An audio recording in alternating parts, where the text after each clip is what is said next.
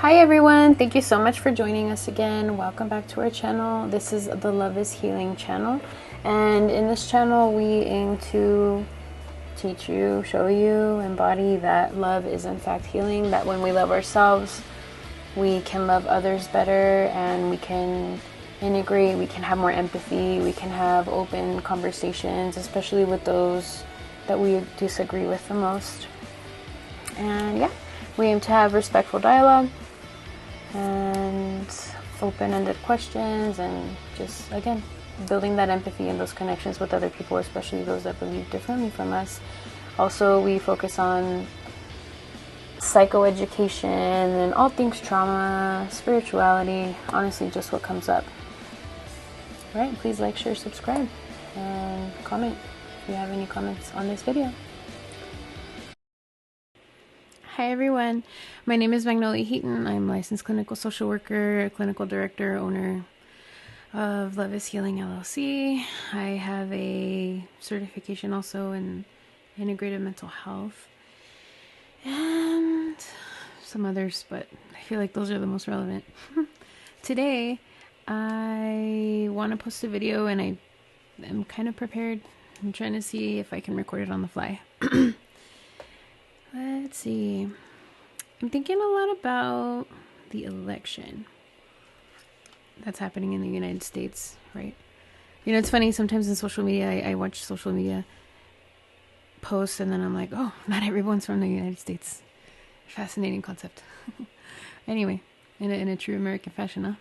But anyways, so yeah, I've been thinking a lot about the election that's happening here, and of course it's polarizing, as is often the case. I find myself, as I often have in my life, saying that, and this might trigger some of you, so I'll just say that I'm not like super tied to a political stance or party, right? And then I think about why I developed that position in the first place. Going back to high school, from the times when I was around 15 to 17, there's a lot that was happening for me, right? As does for most people, I think, when they're in early adolescence, or I guess it's later, middle, I don't know, arguably, adolescence. And so, for me, I was in some advanced courses, right, like AP classes. And that was fun and all, but English is my second language, and it mostly isn't relevant, and it doesn't really show. I'm adjusting my mic. It mostly doesn't show, and it mostly isn't relevant unless it is. And so, yeah, I don't know. I guess really the hardest classes for me were my English classes. Lol. Because, not because we were practicing English, but because we were reading books, Shakespeare and stuff, and then people had to present on the books. Sorry, I feel anxious. Okay. And they were, I don't know, like extrapolating all these themes and just like saying all these things about the books. And I'm like, how did you get that from this text? And I remember the teachers being really impressed. And I was like, I don't see it. I don't get it. Does not compute. And they were just so convincing too, and they would do these presentations. I think they were called like panel presentations, right? It was like, I honestly don't remember, and I'm sure part of me blocked it out, but like it was a group of maybe anywhere from 3 to 5 people that would present on their book and talk about the themes and stuff like that, and like the purpose and what it meant for humanity and why the books were classics and stuff. And I remember feeling extremely inadequate, especially because the way that these books were presented by my peers was so passionate, so emphatic, so convincing. And so parts of me were like, I don't know, I don't understand, I don't see it, I don't get it. And like, that's fine. Also, I acknowledge that that's their perspective. Also, wow, I'm dumb, right? But I'm not. And I know that now. But I did feel that way then. Just because they were the loudest ones.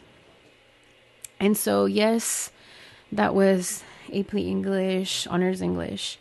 But then also they would talk a lot about politics, my peers. And I mean, if you've seen my videos, my parents are from Mexico. And so they would follow politics. Yeah, they were citizens. Yeah, they would vote. But we didn't really discuss politics in my house much, other than when I would come home from school asking politic-related questions due to the material I was learning at school. And that's fine. But it's just a different environment. Like, I didn't hear political debates in my household. And one of my parents was a Democrat and one of my parents was a Republican. And that's fine. And like, there's just a lot of tolerance and respect. It's like, I completely disagree with that. Yeah, that makes sense. And I completely disagree with this. That also makes sense. And that's it. Conversation over, right? And if there were questions of like, well, why do you believe that? There was sincere openness and curiosity within that. And I love that, period. I also love that I was raised that way. And I also love that I was modeled that, right? Oddly enough, my parents would argue about a lot of things, but they wouldn't argue about politics, even though they had diametrically opposed political ideas and ideals. This thing's really bothering me. This is from a protein shake. I was making a smoothie. Oh well. I was so excited. This is a new black shirt that I got for my birthday. But oh well. Okay. So then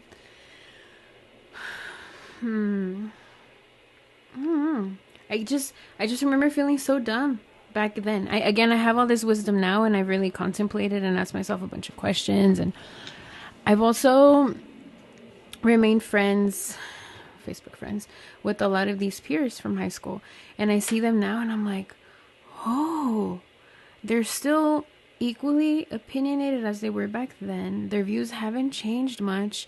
And not just that, but now they have even less openness. They have a lot of rigidity, right? So then in my head, I'm like, I can see some of them maybe might have markers of personality disorders, right?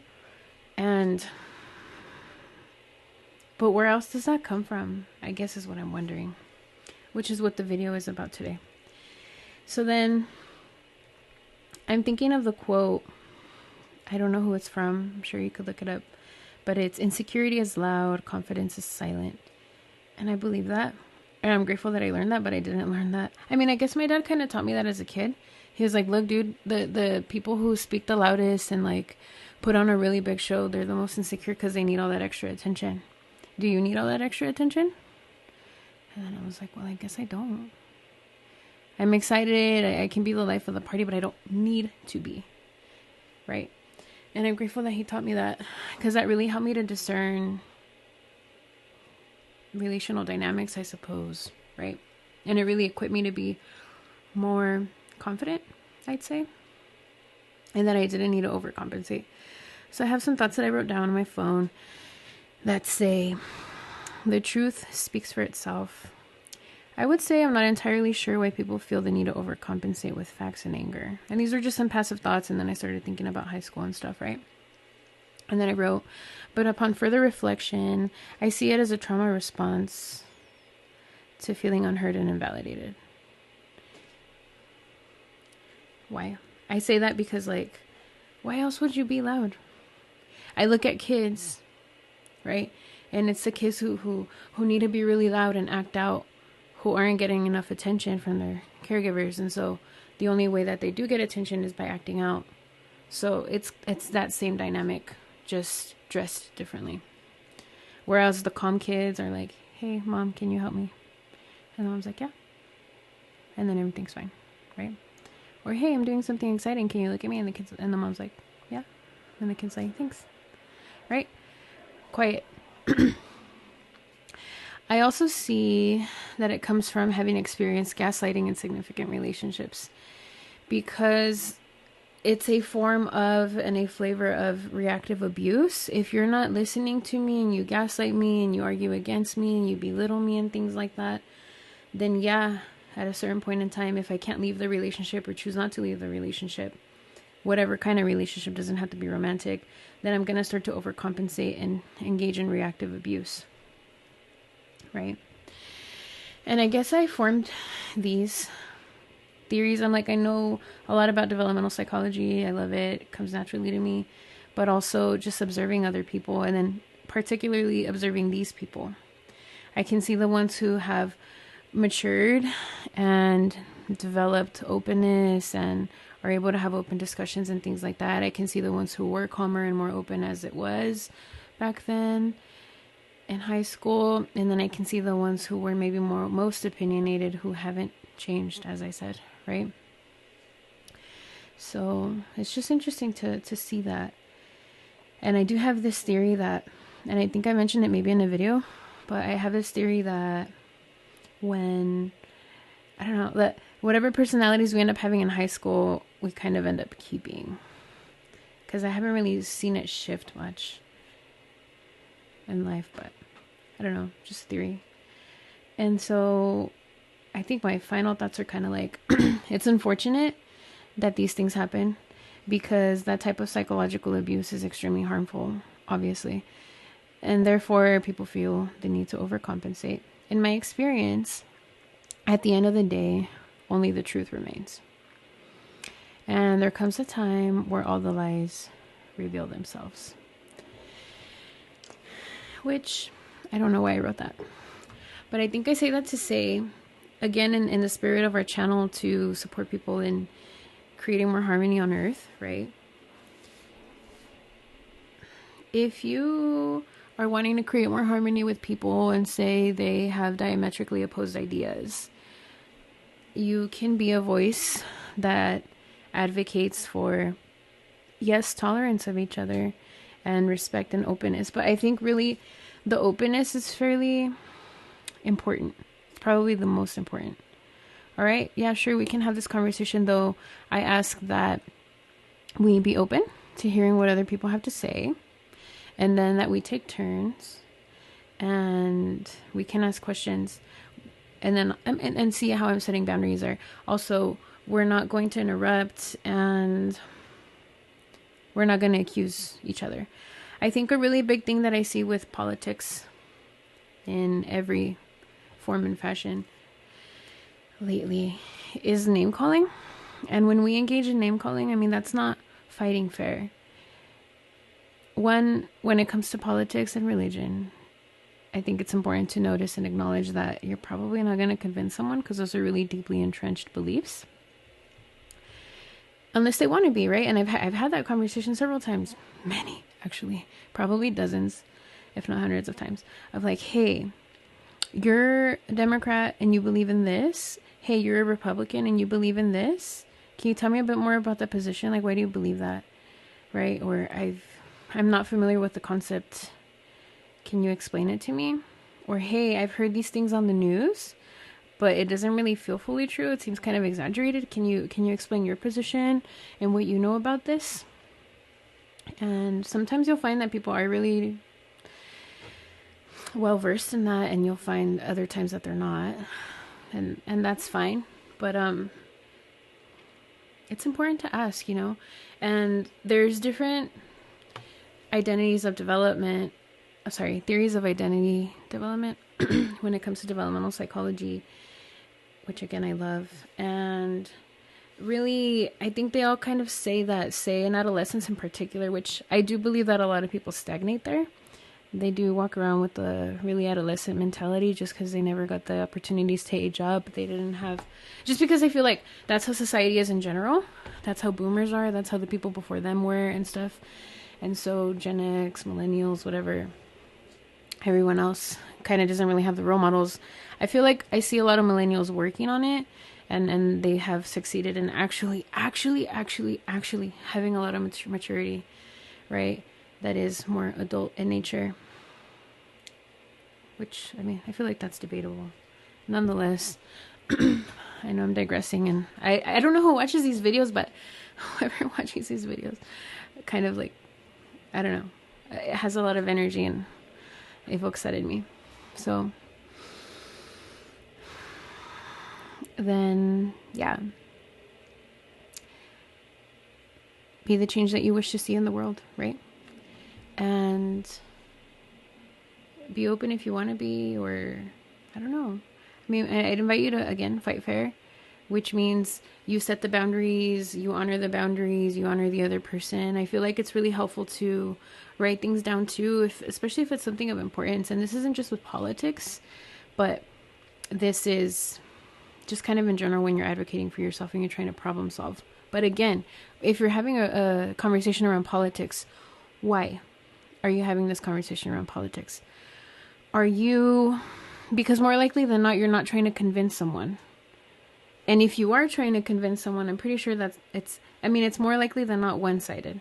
So if you are trying to convince someone of your viewpoint, why are you doing that? Because likely you are invalidated in a lot of your environments, or have been. And so you have unprocessed trauma there that isn't being addressed. And you have a lot of, moreover than that, pain and grief that isn't being addressed, period. But also, if you're having these responses, these are fight responses, which says that there's a stressor going on anyway that you need to fight. And if you're in an environment where you need to fight in the first place, are you fighting against this person and this person doesn't respect you and your viewpoints and things? Or is this a result of being chronically in environments where you need to have your fight response on? And then who are those people that are surrounding you that are evoking this fight response in you, right? So I'm bringing in that mindfulness, that DBT again. So I think that's one thing. If you feel the need and moreover the compulsion to convince other people, again, why? And why are you in environments and why are you in relationships with people who really, this is emotional unavailability, right? Who aren't listening to you. So why are you attracting people? Why are you engaging with people who are unavailable? Because that's also deep and profound. That involves a lot of grief, unprocessed trauma, and things like that, right? Where is your self-respect in that? And it doesn't matter. I don't care what your political views are. Why do you feel the need to convince somebody? Right? Do you not believe what you stand for? Because if you do believe what you stand for, then stand in that. And who cares what other people think? Look at all my other videos. I keep saying the same thing over and over. I'm just kind of giving more examples with different videos. Stand in that. And who cares? And then just, okay, you don't believe what I believe. That's fine. Do we need to have a conversation? Is there anything that you need to hear from me? Like, do you have any questions for me in regard to what I believe? Okay. Great. Yes or no? Great. Let me go find my allies then. Right? It's healthy and best practice and relaxing to be around people who believe what you believe, people who support your values anyway, right? And don't get me wrong, just because somebody doesn't have the same political orientations as you or religious orientations as you doesn't mean that they can't be allies, right? I mean, I feel like most people want to be happy in life. There's a lot more things that we have in common than not. That's the truth. I'm not asking. That is the truth. Then also, I mean, I don't know. Also, I think what I see is people are having experiences, attracting experiences where they get constantly attacked, right? Let's say I'm the only liberal somewhere. And then people are like, oh yeah, well you're a liberal and this and that. And why are you voting for so-and-so and this and that? And it's like, wow, what's going on that people feel they have a right to talk to me that way? Why is that okay? What is going on here? Or if I identify as conservative or anything, like, why do these people feel like it's okay to come at me that way? How am I carrying myself? Where have I not honored my own boundaries in front of them that they feel able to easily do this, right? To offend me in such a way. So these are just questions that you can ask yourselves. And yeah. Do I have any other thoughts? I guess if you're wanting to deepen and mature in these spheres, I would invite you to consider the questions that I've already kind of posed, like, where are my boundaries? What do I stand for? Why do I stand for these things?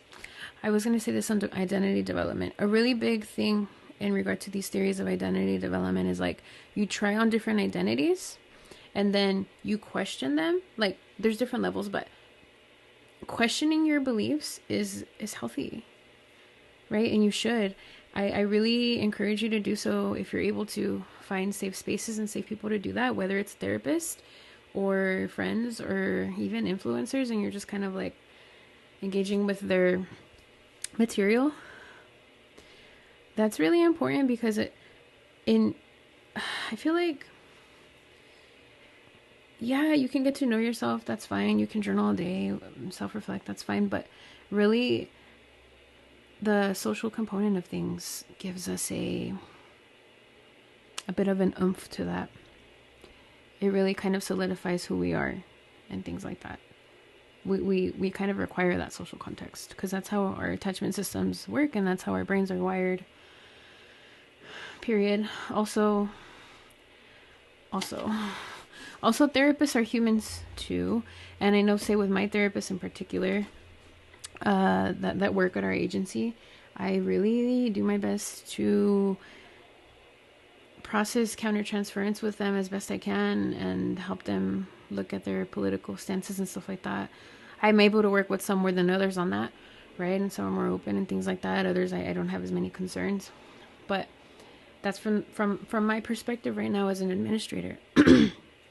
As a consumer of therapy in the past, I haven't found many therapists that I can speak to about politics because it's like, this is my session. I am here to discuss my beliefs. I am here to process my beliefs. I'm not asking what your beliefs are. This isn't your role. This isn't your place. You should be processing your countertransference elsewhere. Because I'm not here for you to convince me, and I'm not asking for your opinion, nor do I necessarily respect your opinion in regard to, say, politics or something like that.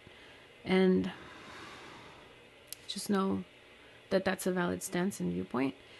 I mean, I'm coming at it from someone who's worked a lot on themselves in regard to processing trauma and abuse. Also, someone who teaches this day in and day out to clients and to other therapists and supervisors. So just know that that's within your right too, right? I know that not everybody feels comfortable addressing, say, a therapist. Yeah, there is a power dynamic that happens there, whether we wanted to be there or not. And we try to mitigate it as best we can. But know that it is your right and you are entitled to be able to have a neutral space. I can speak for social workers. Social workers have a code of ethics where we're supposed to be neutral and things like that. And it's not always the case. Again, everybody's human and not everybody has adequate supervision or supervisors who hold these standards, or professors even who hold these standards. It is very one-sided in some schools, in a lot of schools, honestly, especially of social work. I can speak to that. But even other counseling, family therapy, psychology schools. I think that's all that I have to say, really. Remember that you're worthy of respect. And remember that you're able to set boundaries. If you forget to set them, oh well, go back and set them when you remember. If you set them and you slip up, okay, have those conversations again. If you set them and you're like, oh wait, I need to change my boundary, that's acceptable also. And just know that. And boundaries shift day to day, hour to hour sometimes, month to month, year to year. They shift. It depends. I'm not going to be able to like talk on the phone as much if I got 2 hours of sleep 2 nights in a row versus slept 8 hours, fully fed and all these other things, hydrated, exercise. I have different capacities, right? And we're all entitled to have that. We are all, I'm not going to say we're entitled to have respect for each other, but like we are all able to receive respect. What am I trying to say? I'm trying to say like it's okay for you to feel like others can respect you. It's okay for you to have the standard of having respect in your relationships. Also, though, if you're going to expect that, I mean, give it too. And so I invite you to take accountability and practice self-reflection and things like that. And if you mess up, you mess up. Apologize. And then that'll help to repair the ruptures. in your relationships, and we kind of grow more out of that over time too, actually, right? Because it's like, oh wow, someone sees my hurt and they're acknowledging the pain that they've caused and they're taking accountability, and I'm grateful for that. I hope this video was helpful in any way, and for anybody experiencing any election anxiety, I invite you to lean on your spiritual practices, whatever those are, to practice more radical acceptance. Again, find allies and things like that, or people who can hold space for you and your beliefs. And I wish you all the best, and thanks for watching, and we'll see you next time. As always, thank you so much for watching. We appreciate it. Please give us a like, share, subscribe. And you can find us at loveishealingllc.com for any bookings, trainings, collaborations, things like that. We're on Facebook, YouTube, and Instagram, and our handle is at loveishealingllc. Take care, everyone.